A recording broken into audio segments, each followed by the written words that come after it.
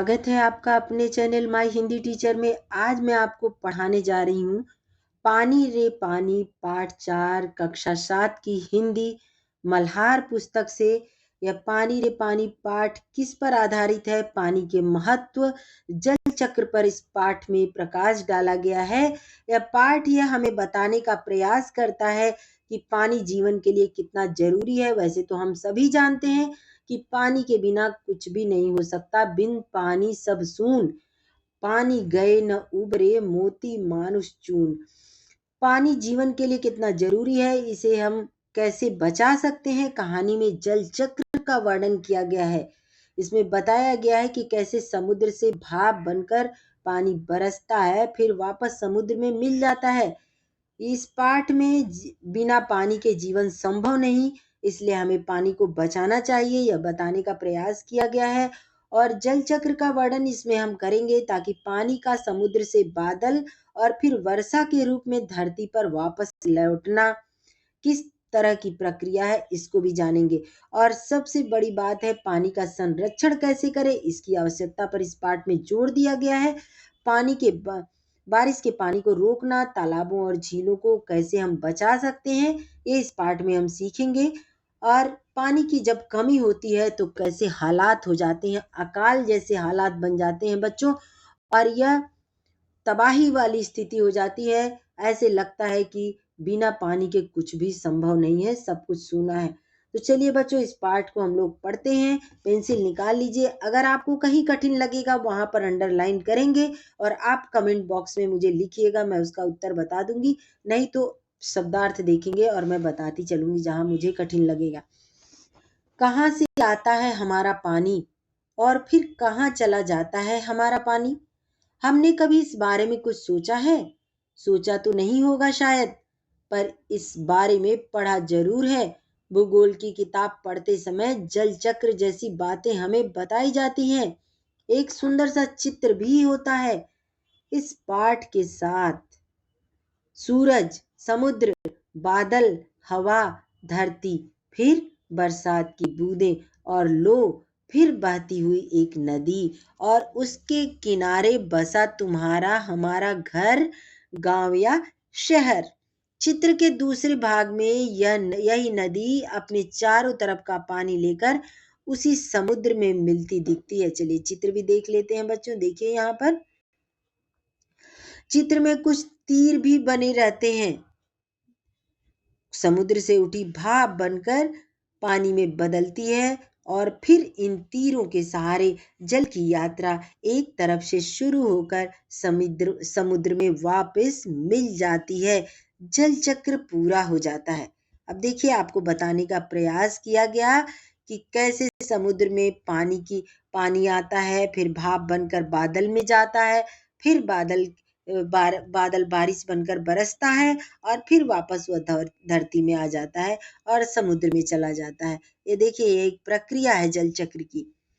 यह तो हुई जल चक्र की किताबी बात, पर अब तो हम सबके घरों में, स्कूल में, माता पिता के देखिए चित्रों को अच्छी तरह से देख लेते हैं बच्चों। देखिए यहाँ पर कैसे पानी से घड़ा, बिना पानी के तो कुछ भी नहीं। देखिए, जीव जंतु भी पानी पीते हैं, कपड़े भी पानी से धोए जाते हैं, पानी, स्कूल जाते हैं वहां भी पानी चाहिए, खाना बनाने के लिए पानी चाहिए, कपड़ा धोने के लिए, हाथ धोने के लिए, नहाने के लिए पानी चाहिए, पीने के लिए चाहिए, पौधों को पानी चाहिए। चित्रों के माध्यम से आपको सब समझ में आ रहा है। चिकित्सालय का चित्र बना है। हॉस्पिटल में सबसे ज्यादा पानी की जरूरत होती है। चिकित्सालय में तो बिना पानी के कुछ हो ही नहीं सकता। कार्यालय में, कारखानों में, यहाँ आपके चैप्टर पर आ गई मैं। कार्यालय में, कारखानों पर और खेतों में पानी का कुछ अजीब सा चक्र सामने आने लगा है। नलों में अब पूरे समय पानी नहीं आता। नल खोलो तो उससे पानी के बदले सू सू की आवाज आने लगती है। यानी पानी नहीं रहेगा तो सू सू की ही आवाज आएगी ना बच्चों। पानी आता भी है तो बेवक्त, यानी रात को 2 बजे आएगा। अब आपकी नींद खराब होगी, थोड़ा सा पानी आएगा और नींद खराब हो जाएगी, आप पानी भरने लगेंगे। कभी देर रात को तो कभी बहुत सवेरे। इसीलिए तो कहते हैं बच्चों, पानी को बहुत ही बचा बचा के रखना चाहिए। एक एक बूंद पानी की बचाना है, नहीं तो आने वाले समय में हम पानी के लिए तरस जाएंगे और महायुद्ध होगा तो पानी के लिए होगा। इसलिए आप लोग अभी छोटे हैं, बड़े हो रहे हैं धीरे-धीरे, तो आप लोग अगर भारत के भविष्य हैं, अगर आप लोग पानी को बचाएँगे, तो पानी की कभी कमी नहीं होने वाली है। मीठी नींद, अब यहाँ देखिए मीठी नींद छोड़कर घर भर की बाल्टियां, बर्तन और घड़े भरते फिरो। सही बात है। पानी को लेकर कभी-कभी कहीं-कहीं आपस में तू-तू मैं-मैं भी होने लगती है। देखिए यहाँ पर बच्चों एक ही शब्द कई देखिए यहाँ पर एक ही शब्द कई बार आए हैं। कभी-कभी, कहीं-कहीं, तू-तू, मैं और रोज-रोज। तो देखिए एक ही शब्द जब कई बार आते हैं तो उनको कहते हैं पुनरुक्त शब्द युग्म। पुनरुक्त शब्द युग्म मतलब एक ही बात को दोबारा कहा गया है, उसको कहते हैं पुनरुक्त शब्द युग्म, यानी शब्दों का जोड़ा। कभी कभी कहीं कहीं आपस में तू तू मैं भी होने लगती है। रोज रोज के इन झगड़े टंटों से बचने के लिए कई घरों में लोग नलों के पाइप में मोटर लगवा लेते हैं। इससे कई घरों का पानी खींचकर एक ही घर में आ जाता है। यह तो अपने आसपास का हक छीनने जैसा काम है, लेकिन मजबूरी मानकर इस काम को मोहल्ले में कोई एक घर कर बैठे तो फिर और कई घर यही करने लगते हैं। पानी की कमी और बढ़ जाती है। शहरों में तो अब कई चीजों की तरह पानी भी बिकने लगा है। यह कमी गांव शहरों में ही नहीं, बल्कि हमारे प्रदेशों की राजधानियों में और दिल्ली, मुंबई, कोलकाता, चेन्नई और बेंगलोर जैसे बड़े शहरों में भी लोगों को भयानक कष्ट में डाल देती है। बिना पानी के बच्चों सभी कहते पानी नहीं आ रहा है, पानी नहीं आ रहा है। अब बिना पानी के कुछ हो ही नहीं सकता। जैसे ही लगता है कि घर में पानी नहीं आ रहा है तो प्यास और लगने लगती है। जैसे ही लगता है कि घर में आज पानी नहीं आएगा, नहाने का मन करता है, कपड़े धोने हैं, कपड़ों की जरूरत है, स्कूल जाना है, ऑफिस जाना है, सबको कपड़े साफ चाहिए, घर भी गंदा है। बिना पानी के बच्चों कुछ भी संभव नहीं है। इसलिए अगर आप लोग जागरूक हो जाएंगे, पानी की जरूरत को समझेंगे, तो आने वाले समय में कभी पानी की कमी नहीं होगी। लेकिन यहाँ देखिए, लेकिन मजबूरी मानकर इस काम को मोहल्ले में कोई एक घर कर बैठे तो फिर और कई घर यही करने लगते हैं। पानी की कमी और बढ़ जाती है। यानी मोटर अगर एक ने लगा लिया तो सबने लगा लिया।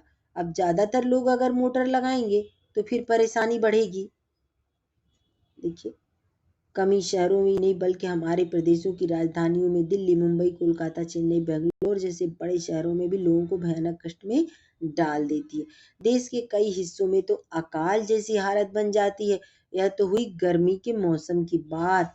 और गर्मी में तो बच्चों इतनी परेशानी होती है कि लगता है पानी नहीं आएगा। कहीं कहीं टैंकर से पानी आता है तो वहां मार पीट भी हो जाती है। आपने देखा होगा, पता नहीं आपकी बस्ती में, आपके शहर में पानी कितना आता है, लेकिन जहाँ पानी नहीं आता है वहाँ मारपीट भी हो जाती है, झगड़े लड़ाई भी होने लगते हैं पानी के लिए। लेकिन लेकिन बरसात के मौसम में क्या होता है, लो सब तरफ पानी ही बहने लगता है। हमारी तुम्हारे घर, स्कूल, सड़कों, रेल की पटरियों पर पानी भर जाता है।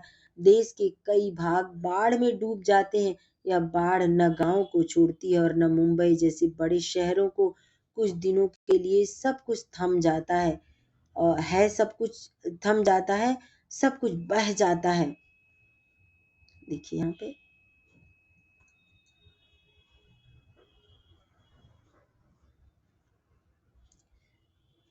सब कुछ बह जाता है। ये हालात हमें बताते हैं कि पानी बेहद कम हो जाना और पानी का बेहद ज्यादा हो जाना, यानी अकाल और बाढ़ एक ही सिक्के के दो पहलू हैं बच्चों। यदि हम इन दोनों को ठीक से समझ सकें और संभाल लें तो इन समस्याओं से छुटकारा मिल सकता है। बच्चों, ये चैप्टर आप पढ़ करके पानी की कमी, बाढ़, अकाल सब पे आप एक अच्छा निबंध लिख सकते हैं। इसलिए बहुत अच्छी तरह से इस पाठ को पढ़िएगा, ताकि आने वाले समय में आपको अगर निबंध या एस्से लिखने के लिए आएगा, आपको कोई परेशानी नहीं होगी। चलो थोड़ी देर के लिए हम पानी के इस चक्कर को भूल जाएं और याद करें कि अपनी गुल्लक को जब भी हमें कोई पैसा देता, हम खुश होकर दौड़कर उसे झट से अपनी गुल्लक में डाल देते हैं। 1 रुपया, 2 रुपया, 5 रुपया, कभी सिक्के तो कभी बड़े छोटे बड़े नोट, सब इसमें धीरे धीरे जमा होते जाते हैं। फिर जब कभी हमें कुछ पैसों की ज़रूरत होती है तो इस गुल्लक को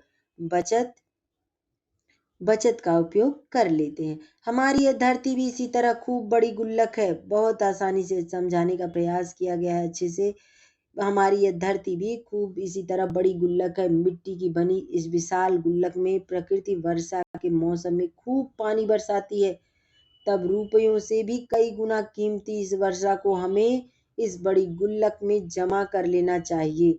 हमारे गांव में, शहर में जो छोटे बड़े तालाब, झील आदि हैं, वे धरती की गुल्लक में पानी भरने का काम करते हैं। इनमें जमा पानी जमीन के नीचे छिपे जल के भंडार में धीरे धीरे रिसकर छनकर जा मिलता है, जिससे हमारा भूजल भंडार समृद्ध होता जाता है। पानी का यह खजाना हमें नहीं दिखता, लेकिन इसी खजाने से हम बरसात का मौसम बीत जाने के बाद पूरे साल भर तक अपने उपयोग के लिए घर में, खेतों में, पाठशाला में पानी निकाल सकते हैं।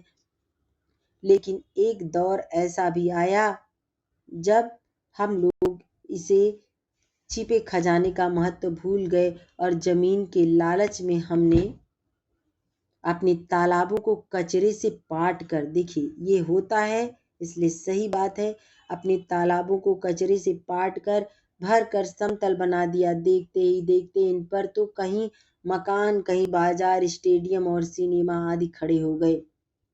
इस बड़ी गलती की सजा अब हम सबको मिल रही है। गर्मी के दिनों में हमारे नल सूख जाते हैं और बरसात के दिनों में हमारी बस्तियां डूबने लगती हैं। इसलिए यदि हमें अकाल और बाढ़ से बचना है तो अपने आसपास के जल स्रोतों की, तालाबों की और नदियों आदि की रखवाली अच्छे ढंग से करनी पड़ेगी। जल चक्र हम ठीक से समझें। जब बरसात हो तो उसे थाम लें, अपना भूजल भंडार सुरक्षित रखें, अपनी गुल्लक भरते रहें। तभी हम जरूरत के समय पानी की कमी नहीं आएगी। यदि हमने जल चक्र का ठीक उपयोग नहीं किया तो हम पानी के चक्कर में फंसते चले जाएंगे। देखिए, जो लेखक हैं अनुपम मिश्र जी, यह आपको सचेत कर रहे हैं कि बच्चों, आप देश के भविष्य हैं और आप शुरुआत कीजिए पानी को बचाने की। चलिए लेखक परिचय देख लेते हैं बच्चों। अनुपम मिश्र एक प्रखर लेखक, संपादक और जाने माने पर्यावरणविद रहे हैं। विद होने के साथ साथ छायाकार भी थे, यानी फोटोग्राफर। पर्यावरण संरक्षण के क्षेत्र में उन्होंने अनेक प्रयोगात्मक कार्य किए हैं, आज भी खरे हैं। तालाब उनकी सर्वाधिक चर्चित पुस्तक है। ब्रेल लिपि सहित इसका अनुवाद अनेक भाषाओं में हो चुका है। साफ माथे का समाज उनकी एक और महत्वपूर्ण पुस्तक है। कौन सी बच्चों रचना? साफ माथे का समाज उनकी महत्वपूर्ण पुस्तक है। वे गांधी शांति प्रतिष्ठान से प्रकाशित होने वाली पत्रिका गांधी मार्ग के संस्थापक और संपादक भी थे। ये अनुपम मिश्र जी के बारे में बताया गया है कि वे संपादक भी थे। यहाँ पर देखिए, जल संग्रहण टंकी बनाई गई है।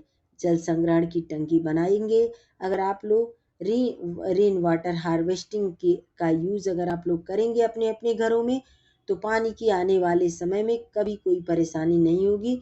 अगर आप इस तरह से वर्षा के पानी को बह जाने देंगे तो पानी की भयावह परेशानी होगी। चलिए बच्चों, इस पार्ट को मैं यहीं समाप्त करती हूँ। मिलती हूँ मैं आपसे अगले वीडियो में, इसी पार्ट के अगले वीडियो में प्रश्न उत्तर के साथ। तब तक के लिए अगर आप मेरे चैनल पर नए हैं तो लाइक करना, कमेंट करना, सब्सक्राइब करना नहीं भूलिएगा। सब्सक्राइब कर लीजिएगा बच्चों, तो आपके पास मेरा नोटिफिकेशन जरूर पहुंच जाएगा और आपको पता चल जाएगा कि नया वीडियो अपलोड हो चुका है। और मैं डेली वीडियो अपलोड करती हूँ, इसलिए अगर आप लोग देखेंगे, लाइक कमेंट करेंगे तो मुझे अच्छा लगेगा, मुझे मोटिवेशन मेरा बढ़ता जाएगा। धन्यवाद।